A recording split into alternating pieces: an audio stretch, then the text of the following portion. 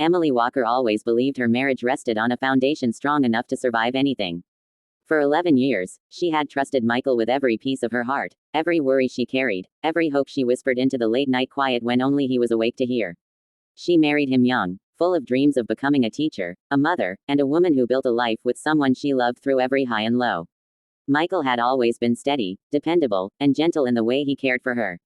So, when everything began to shift, when that steadiness started to crack in ways she couldn't explain, Emily found herself spiraling into a confusion she didn't know how to fight.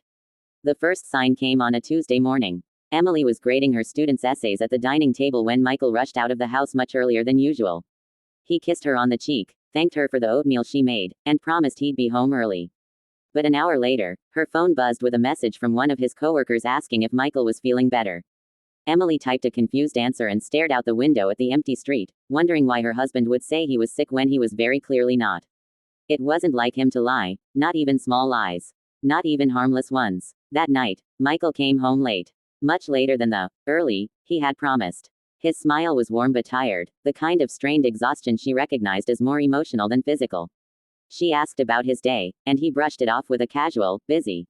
When she asked why his coworker thought he was sick, he froze for a moment, so quick she almost missed it, then said he must have misunderstood something at work.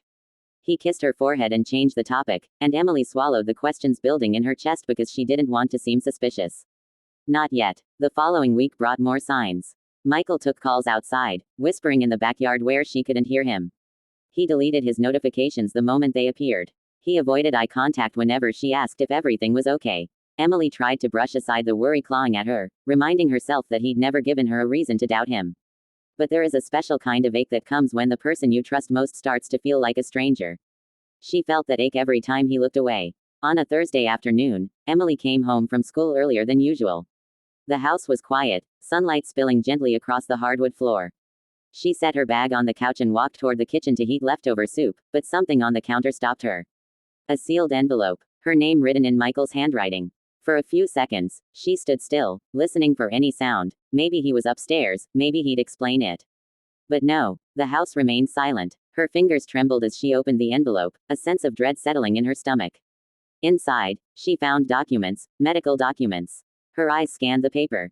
Test results. Follow-up recommendations. A doctor's note urging urgent consultation. The words blurred for a moment as she tried to steady her breathing. Then finally she saw it. Neurological evaluation. Declining symptoms. Need for further imaging. Possible hereditary condition. She felt the air leave her lungs. She had no idea he had been going through anything like this. No headaches he told her about. No dizziness mentioned. No symptoms shared. Nothing. She looked at the date. 3 weeks earlier.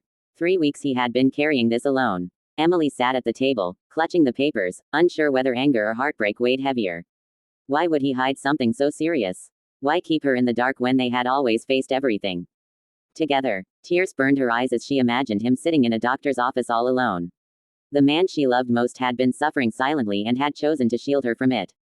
But instead of feeling protected, she felt betrayed. When Michael finally walked in that evening, Emily remained seated at the table, the envelope in front of her. He stopped mid-step when he saw it, fear flickering across his face. He sank into the chair opposite hers and dropped his head into his hands. She didn't raise her voice. She didn't accuse him. She simply asked him why. Michael explained that he never meant to lie. He had gone to the doctor after weeks of unexplained numbness in his fingers and difficulty focusing at work. He convinced himself it was stress. When the doctor mentioned neurological testing, he panicked. He didn't want to scare her, not until he knew exactly what was happening. He didn't want her to carry the weight of uncertainty. He wanted to protect her from fear, even if it meant keeping his own fear buried. But Emily didn't want to be protected from his truth. She wanted to be part of it. She wanted to hold his hand in waiting rooms, not sit at home believing their life was normal while he quietly unraveled inside.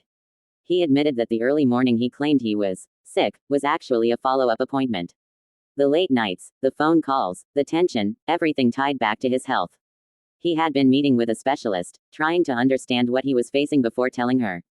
They sat together for a long time, talking through tears, the room heavy with emotion.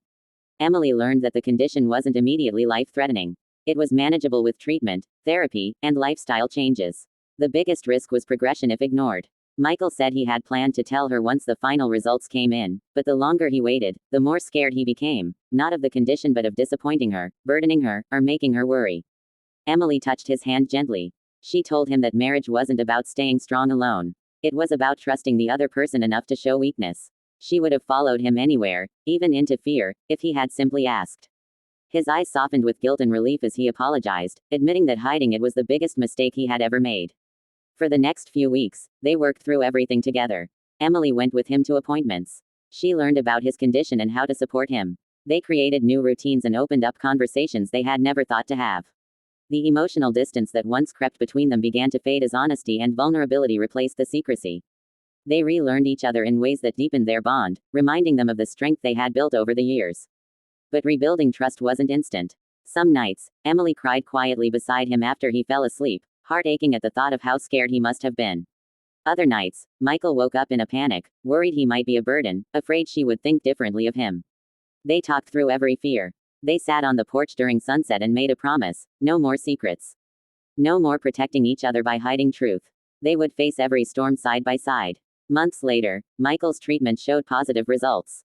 The progression of the condition slowed dramatically. His symptoms became manageable, and his doctor was hopeful. Emily felt her heart settle with gratitude as she watched him grow stronger, not just physically but emotionally, more open, more willing to lean on her than ever before.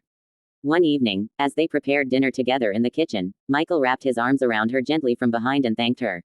Not for staying, but for seeing him. For loving him enough to walk through the hard parts too. Emily smiled, knowing they had survived something that once threatened to break them. Their marriage wasn't perfect, but perfection wasn't the goal. Trust was. And they had rebuilt it piece by piece. Emily looked back at the envelope she had once found on the counter. She kept it in a drawer now, not as a reminder of betrayal but as a symbol of the turning point that brought them closer. Life had changed, yes. But sometimes change comes disguised as fear, only to reveal strength on the other side. The secret had shaken their world, but it had also rebuilt it in a deeper, more honest way. And Emily knew that no matter what came next, they would meet it together, hand in hand, with nothing left hidden.